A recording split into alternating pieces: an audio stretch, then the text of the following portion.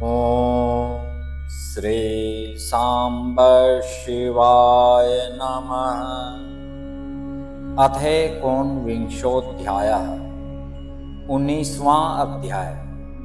शिव का सती के साथ विवाह। विवाह के समय शंभु की माया से ब्रह्मा का मोहित होना और विष्णु द्वारा शिव तत्व का निरूपण। ब्रह्मा जी बोले, हे नारद, इस प्रकार कन्यादान कर दक्ष ने भगवान शंकर को अनेक प्रकार के उपहार दिए और ब्राह्मणों को भी बहुत सा धन दिया। उसके बाद लक्ष्मी सहित भगवान विष्णु शंभु के पास जाकर हाथ जोड़कर खड़े होकर यह कहने लगे। विष्णु बोले, हे देव देव, हे महादेव, हे करुणा सागर, हे प्रभो, हे तात, आप संपूर्ण जगत के पिता हैं और ये सती अखिल संसार की माता हैं। आप दोनों सत्पुरुषों के कल्याण तथा दुष्टों के दमन के लिए सदा लीला पूर्वक अवतार ग्रहण करते हैं, यह सनातन श्रुति है। हे हर, आप चिकने नीले अंजन के समान शोभा वाली सती के साथ उसी प्रकार शोभा पा रहे हैं जैसे मैं उसके विपरीत लक्ष्मी के साथ शोभा पा रहा हूं। सती नील वर्णा और आप गौर वर्ण हैं, उसके विपरीत मैं नील वर्ण और लक्ष्मी गौर वर्ण हैं। हे शंभो, आप इन सती के साथ रहकर देवताओं की और सज्जन मनुष्यों की रक्षा कीजिए, जिससे संसारी जनों का सदा कल्याण होता रहे। हे सर्वभूतेश, हे प्रभो, इन सती को देखकर अथवा इनके विषय में सुनकर जो कामना युक्त हो उसका आप वध कीजिए, यह मेरी प्रार्थना है।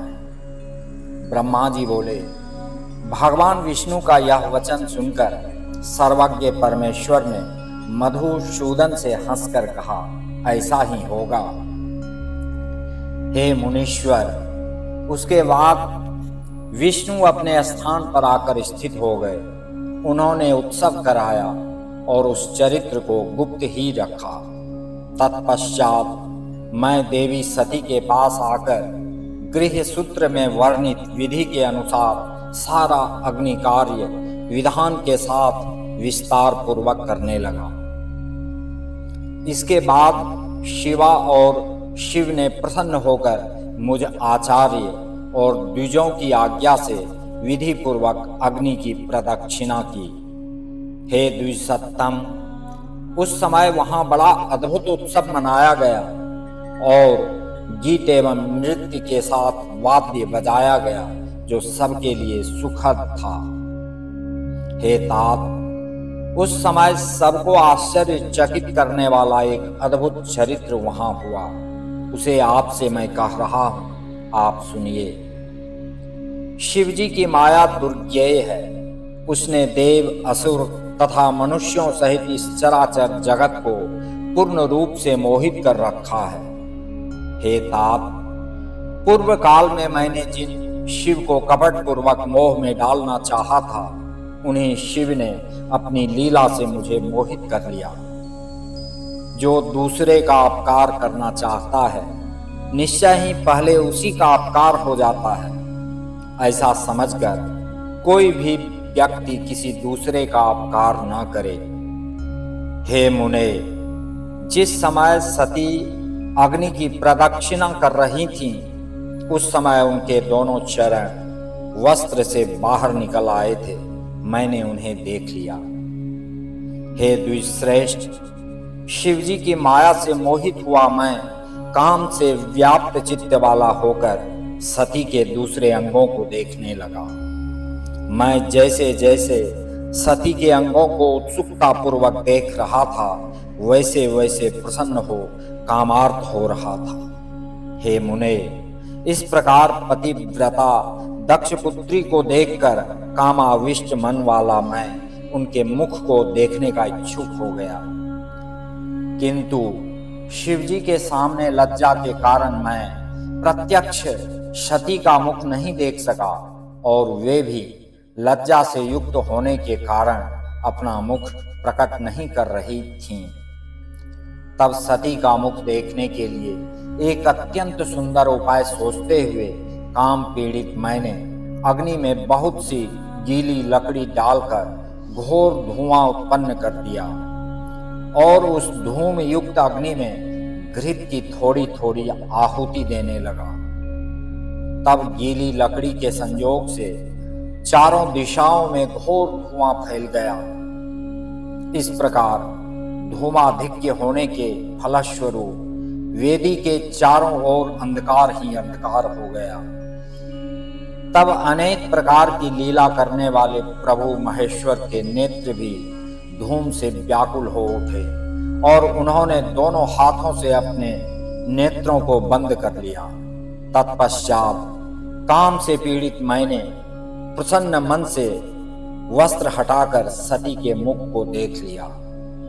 हे पुत्र, मैं सती के मुख को बार बार देखने लगा। इस प्रकार अवश्य होकर मैं इंद्रिय विकार से युक्त हो गया। अपने को असंयमित देख सशंकित हो मैं आश्चर्य से चकित होकर मौन हो गया। भगवान शिव अपनी दिव्य दृष्टि से इसे जानकर क्रोधित होकर कहने लगे। रुद्र बोले, हे पाप, आपने ऐसा कुत्सित कर्म क्यों किया जो कि विवाह में राग पूर्वक मेरी स्त्री का मुख देखा? आप समझते हैं कि शंकर इस कुत्सित कर्म को नहीं जान सकेंगे। हे विधे, इस त्रिलोकी में कोई भी बात मुझसे अज्ञात नहीं रह सकती, तो यह बात कैसे छिपी रहेगी? हे मूढ़, जिस प्रकार तिल के सभी अवयवों में तेल रहता है, उसी प्रकार तीनों लोकों में जो कुछ भी स्थावर जंगम पदार्थ हैं, उनमें मैं रहता हूं। ब्रह्मा जी बोले।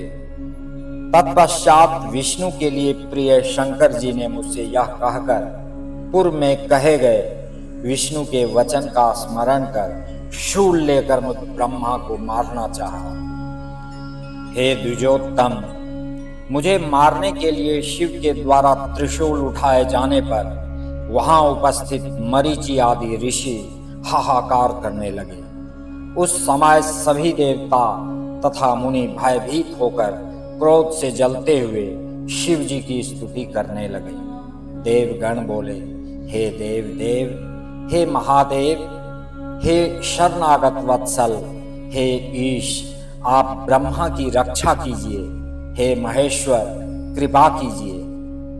हे महेश, आप इस संसार के पिता हैं तथा देवी सती जगत की माता कही गई हैं। हे सुर प्रभो, विष्णु ब्रह्मा आदि सभी देवगण आपके दास हैं।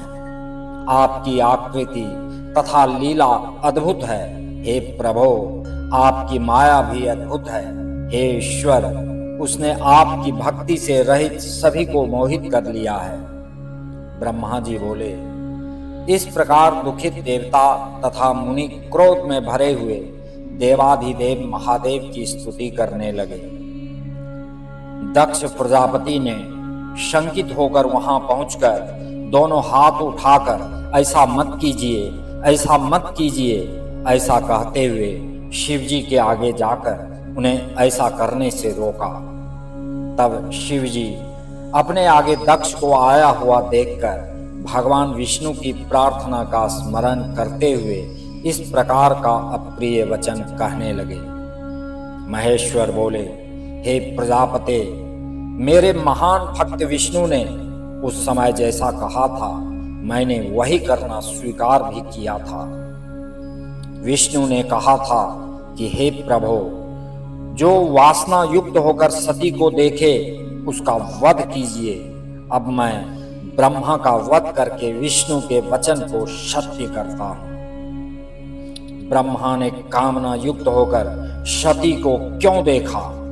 इन्होंने अत्यंत गर्हित कर्म किया है, इसलिए अपराधी ब्रह्मा का वध मैं अवश्य करूंगा। ब्रह्मा जी बोले। उस समय क्रोधाविष्ट देवेश्वर महेश के ऐसा कहने पर देवता, मुनि तथा मनुष्यों सहित सभी लोग कांपने लगे। चारों दिशाओं में हाहाकार मच गया और चारों ओर उदासी छा गई। उनके द्वारा विमोहित किया गया मैं उस समय अत्यंत व्याकुल हो उठा।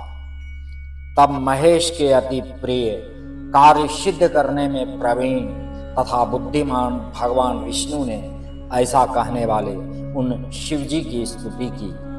अनेक प्रकार के स्तोत्रों से भक्त वत्सल शिव जी की स्तुति कर उन्हें ब्रह्मा का वध करने से रोकते हुए आगे जाकर उन्होंने इस प्रकार कहा।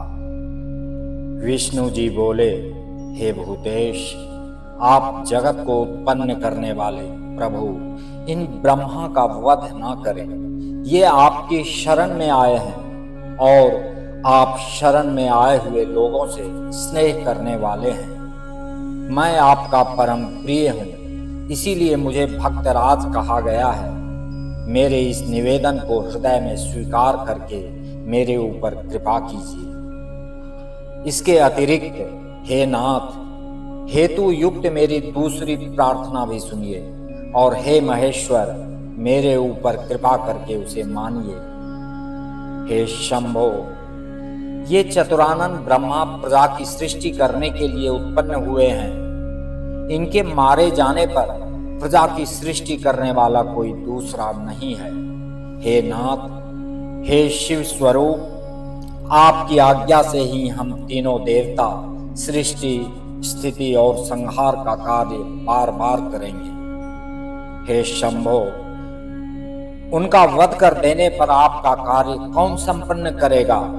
इसलिए हे लयकर्ता विभो, आप इन सृष्टिकर्ता का वध न करें। हे विभो, इन्होंने ही आपकी भार्या होने के लिए शिवा को दक्ष कन्या सती के रूप में शत प्रयत्न से अवतरित किया है। ब्रह्मा जी बोले, हे नारद, विष्णु के द्वारा की गई इस प्रार्थना को सुनकर दृढ़ व्रत शंकर जी वहां उपस्थित सभी लोगों को सुनाते हुए भगवान विष्णु से इस प्रकार कहने लगे। महेश बोले, हे देव देव, हे रमेश, हे विष्णु, हे मेरे प्राण प्रिय, हे तात, मुझको इसका वध करने से मत रोकिए, क्योंकि यह दुष्ट है। आपकी पूर्व प्रार्थना को जिसे मैंने स्वीकार किया था उसे पूर्ण करूंगा। इस महापापी तथा दुष्ट चतुर्मुख ब्रह्मा का वध मैं अवश्य करूंगा। मैं स्वयं ही सभी चराचर प्रजाओं की सृष्टि करूंगा अथवा अपने तेज से किसी दूसरे सृष्टिकर्ता को उत्पन्न करूंगा। मैं अपनी की गई प्रतिज्ञा को पूरा करते हुए इस ब्रह्मा का वध करके अन्य सृष्टिकर्ता को उत्पन्न करूंगा। अतः हे लक्ष्मीपते, इसका वध करने से मुझे मत रोकिए। ब्रह्मा जी बोले। शिव जी का यह वचन सुनकर मंद मंद मुस्कुराते हुए, ऐसा मत कीजिए, इस प्रकार बोलते हुए भगवान विष्णु पुनः कहने लगे। अच्युत बोले, हे प्रभु, प्रतिज्ञा की पूर्ति तो दूसरे पुरुष में की जाती है। हे विनाश के ईश, आप स्वयं विचार करें, वह अपने ऊपर नहीं की जाती। हे शंभो, हम तीनों देवता आपकी ही आत्मा हैं, दूसरे नहीं। हम लोग एक रूप हैं, भिन्न नहीं हैं। इस बात को आप यथार्थ रूप से विचार कीजिए। तब अपने अत्यंत प्रिय विष्णु का वह वचन सुनकर शिव जी अपनी स्थिति स्पष्ट करते हुए उनसे कहने लगे। शंभु बोले, हे विष्णु, हे संपूर्ण भक्तों के ईश, ब्रह्मा किस प्रकार मेरी आत्मा हो सकते हैं, क्योंकि ये तो प्रत्यक्ष रूप से आगे बैठे हुए मुझसे भिन्न दिखाई दे रहे हैं। ब्रह्मा जी बोले। जब सबके आगे महेश्वर ने ऐसा कहा, तब उन महादेव को संतुष्ट करते हुए विष्णु कहने लगे।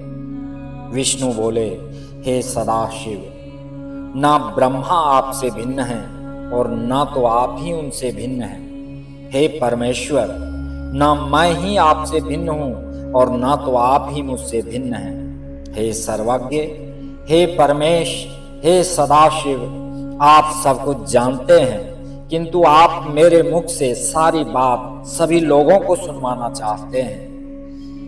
हे ईश, मैं आपकी आज्ञा से शिव तत्व का वर्णन कर रहा हूं। समस्त देवता, मुनिगण तथा अन्य लोग अपने मन को एकाग्र करके सुने। हम तीनों देवता, प्रधान, अप्रधान तथा भाग अभाग रूप वाले और ज्योतिर्मय स्वरूप आप परमेश्वर के ही अंश हैं। आप कौन हैं? मैं कौन हूँ? और ब्रह्मा कौन है? आप परमात्मा के ही ये तीन अंश हैं जो सृष्टि, पालन और संहार करने के कारण एक दूसरे से भिन्न प्रतीत होते हैं। आप स्वयं अपने स्वरूप का चिंतन कीजिए। आपने अपनी लीला से ही शरीर धारण किया है। आप एक सगुण ब्रह्म हैं और हम ब्रह्मा, विष्णु तथा रुद्र तीनों आपके अंश हैं। हे हर, जैसे मस्तक, ग्रीवा आदि के भेद से एक ही शरीर के भिन्न भिन्न अवयव होते हैं, उसी प्रकार हम तीनों उन्हीं आप परमेश्वर के अंग हैं। यज्ज्योतिरभ्रं स्वपुरं पुराणं कूटस्थमव्यक्तमनन्तरूपं नित्यं च दीर्घादिविशेषणाद्यैर्हीनं शिवस्त्वं ततएव सर्वम्। जो ज्योतिर्मय आकाश स्वरूप स्वयं ही अपना धाम, पुराण, कूटस्थ, अव्यक्त, अनंत रूप वाला, नित्य तथा दीर्घ आदि विशेषणों से रहित ब्रह्म है, वह आप शिव ही हैं। आपसे ही सब कुछ प्रकट हुआ है।